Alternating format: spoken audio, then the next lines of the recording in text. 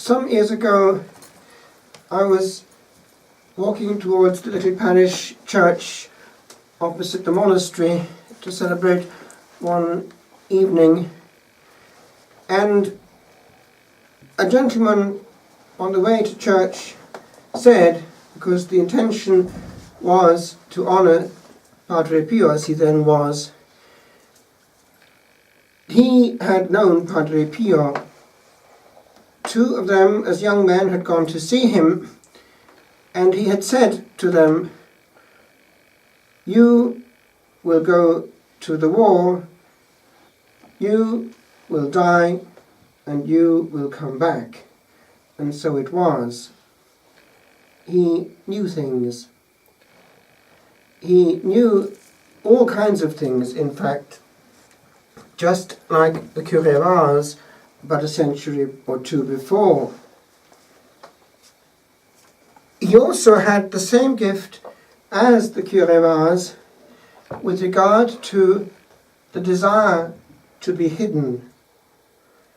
And I'd like to dwell with that element for a few minutes this evening, because it concerns us more than perhaps we think. This particular episode happened in 1922. It was Christmas Eve. This lady, whose name is Lucia, was in San Giovanni Rotondo that night.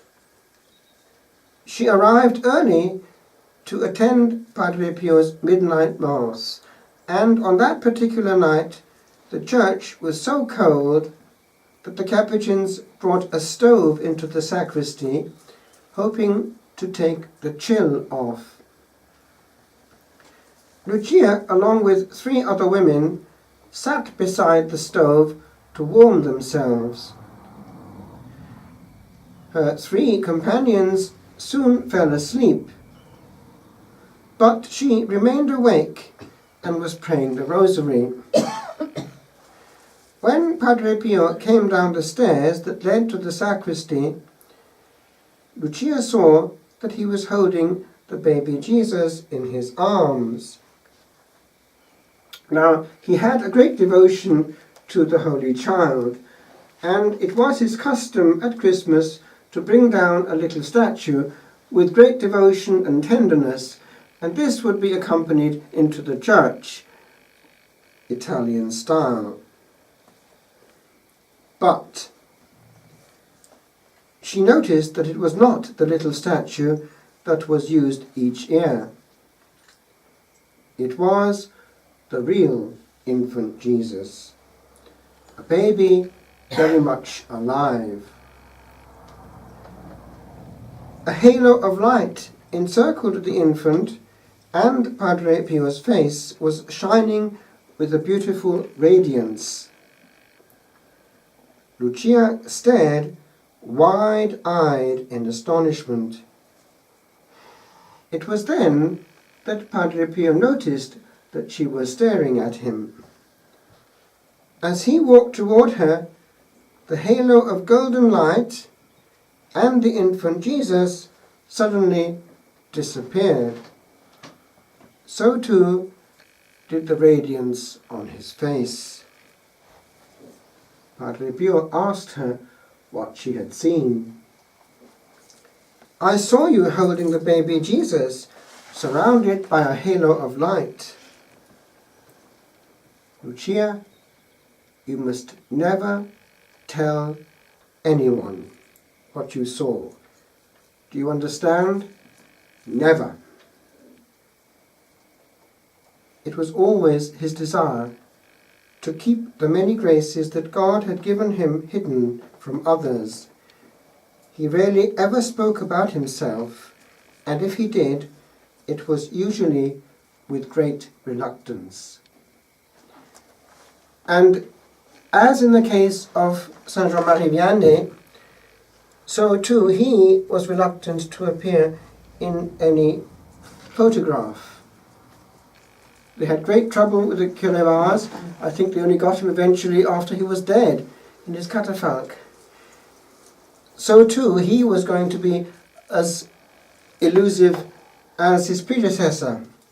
He would not appear on pictures, as we know, until one day he was ordered to appear by his competent authority, and lo and behold, he did appear like any of us afterwards on the negatives. I make a jump. What is our reaction when we see a photograph just coming out? Do we or do we not look first of all for ourselves on it to see how we've turned out? In conversation, who is often centre stage by the amount of volume emitted, the amount of footage covered regarding things which interest the person who is talking? Are we or are we not guilty? Well, this brings me to the reading.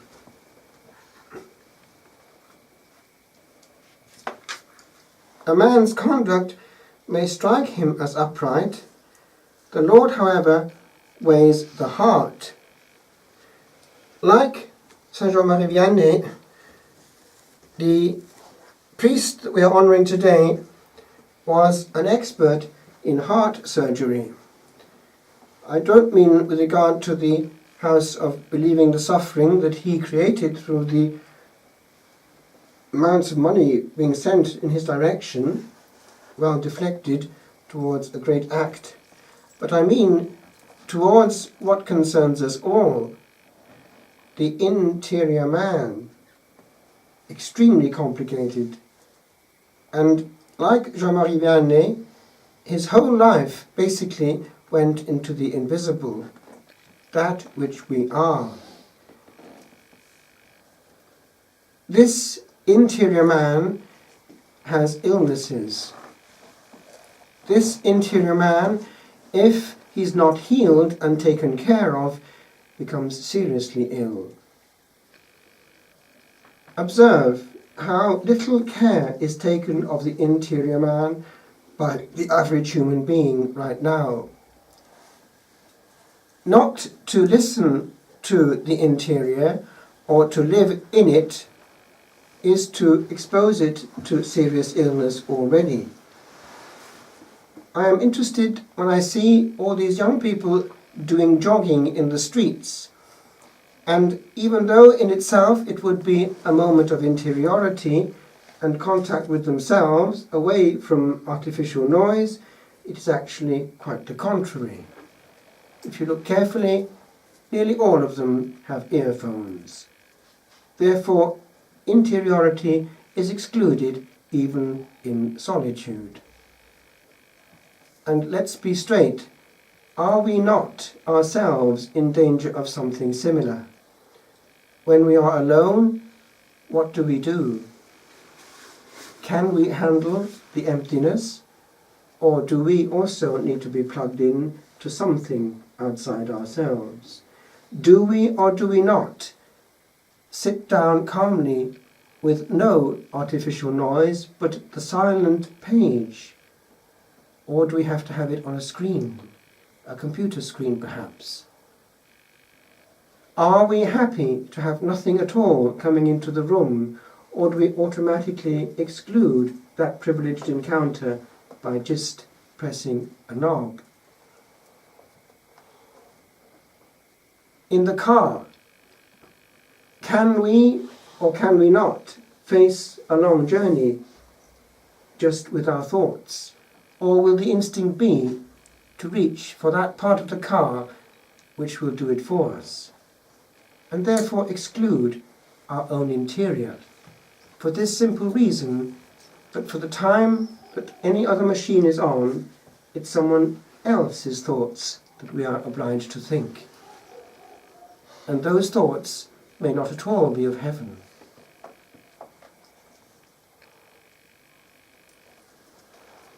These saints who spent their time listening were experts in entering into others' hearts.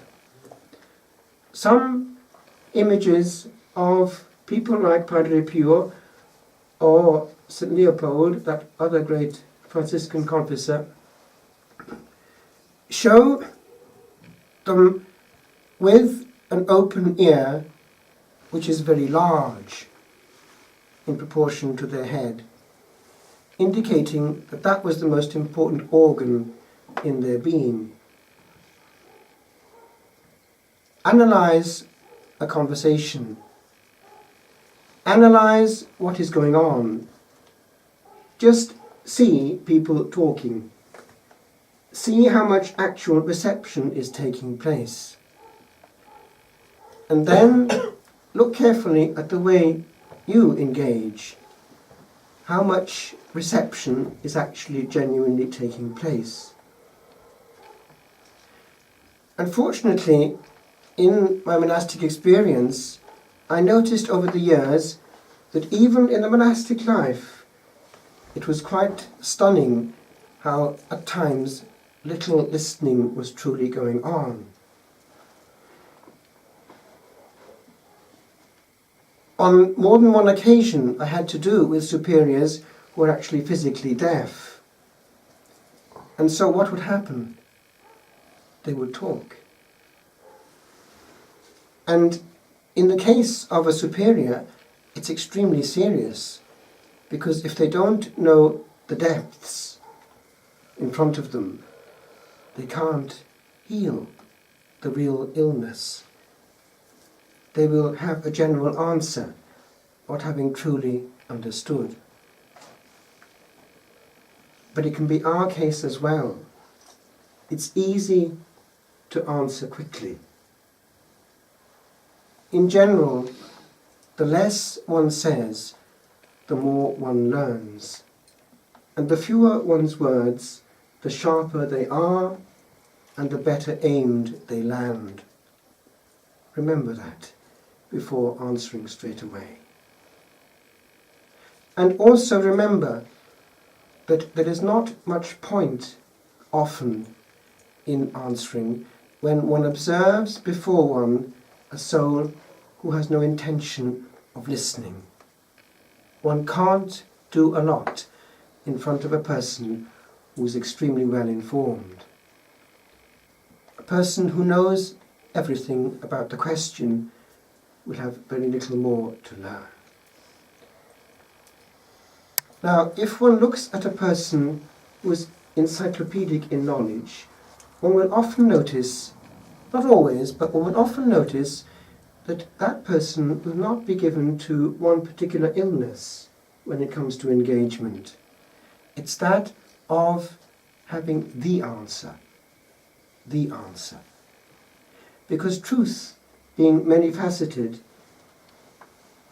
has several answers.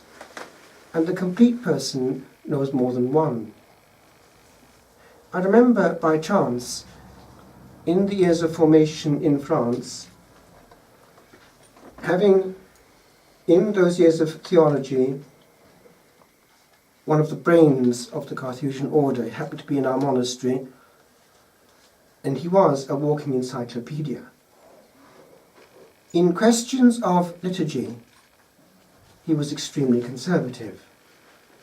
But in questions of theology, he had read so much that he was extremely broad in his possibility of approach, teaching us what? That one needs to be humble before truth, and that one needs all the elements before one starts to answer. How many people come to a conversation with even a remnant of that? It's actually very true also of our separated brethren, especially certain types. Certain types know an awful lot about Scripture, know an awful lot about church history. There is not much point in engaging in dialogue with such people. But actually, it can be the case too with our own brethren. I have noticed in Ireland that there is an awful lot of immature discussion taking place among Catholics, even in print. There are people who, if one observes what they are saying, with great energy, are betraying, in fact, something that they're not aware of. They have lost the divine light of supernatural faith. Because to argue in church discussions with the same dynamics and means of argument as one uses in democratic arguments is to show that one has lost the divine light of faith. Let's be specific. There has been recently a discussion in a diocese not very far from here with regard to the introduction of permanent deacons. It is interesting to see how much ink has flown and decibels have risen in certain parts of that area from very noisy females, indicating precisely what dynamics are at work and why. And how we can, in interesting conversations trying to defend the church and ministries in the church, can actually be insidiously breaking up the church and wanting not to be in ministry, which is service, that's the word, but actually in power. That we want power. And that those political rights that people may have can also therefore automatically come into the realm of God in such a way that God can be told what he should have done. People who do not realize the fundamental difference between a person placed apart and consecrated in major orders, which includes the diaconate, and a human being at service, is a person who has not actually understood the first thing about the mystical nature of the Catholic Church, which is not at all human in its operation. Now, all this to say, my friends, that we need to be very careful, because this element of usurping the divine is actually more courant than we think. And I am sure that towards the end of his life, Padre Pio was intuiting a huge black cloud on the horizon, because he lived to see the beginnings of what was happening at the conclusion of the Second Vatican Council. And he, remember, always celebrated in the old rite. He never said why, but we intuit why. He had a great fear and trembling when it came to the altar of his God, where he went into mode, it seems, of near ecstasy. He took about 2 hours, and the pauses for the living and the dead were very long, and the living and the dead named at that point were genuinely helped. And he is known to have said, when asked how many of the poor souls are helped, that he answered in this vein: if you only knew how many souls are present at the altar. There was a huge number of holy souls being allowed to drift towards the altar of his celebration, and at the moment of consecration he knew that there was a huge army of holy souls pulling at his chasuble, wanting help. And his naming of these had a power. Compare that with the way that bit by bit our celebrations have become so orientated towards man, towards addressing the congregation, towards diverting and interesting the congregation, that actually the dynamic now is very horizontal, compared with the pure verticality of one of those 5 a.m. celebrations of Padre Pio, before a packed church that said nothing, but entered with him into Calvary. The Holy Sacrifice, my friends, is the same, but old Nick is trying his best to make us forget where we are and what we're doing.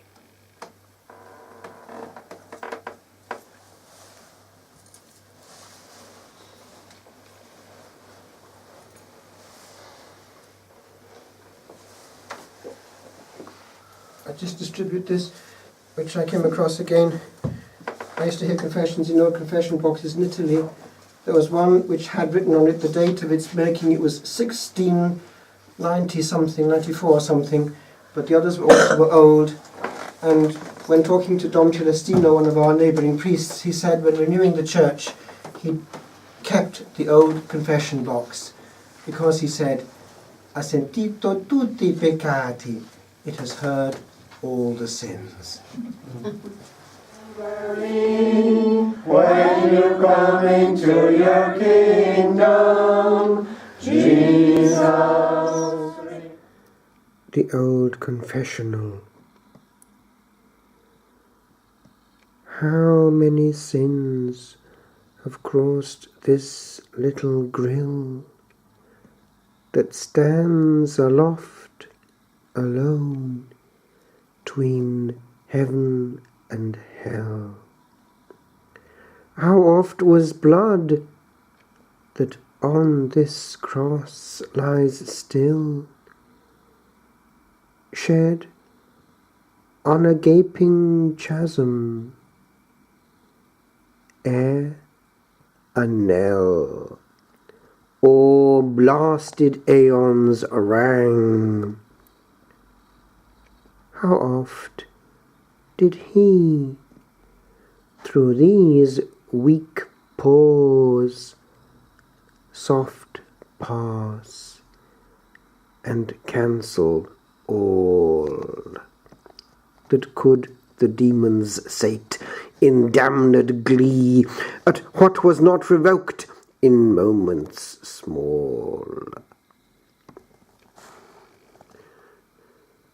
Great elegance is not in this wee box that holds the skies at large, yet charged is this, each splinter and each crack, and all hell rocks with irritation strong at swindled bliss, that had no right to be, that should not be, for such dry rot dries not eternity.